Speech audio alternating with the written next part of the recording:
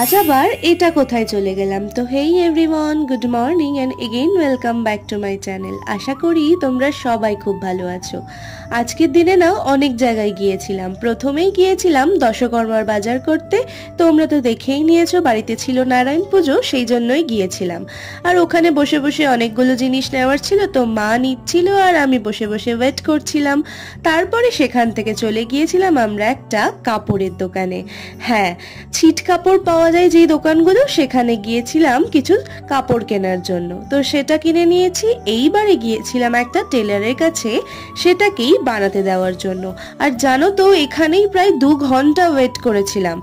তারপরেই চলে এসেছিলাম বান্ধবীর সঙ্গে একটা ক্যাফেতে খাওয়া দাওয়া করার জন্য। আর সেই একই ক্যাফে ওয়াফেলস আর যা যা খাই সেখানে সেটাই খেয়েছিলাম। দিয়ে শেষে বান্ধবীর সঙ্গে ফিরলাম বাড়ি। চলো, দেখা হচ্ছে তোমাদের সাথে পরে ব্লগে। বাই।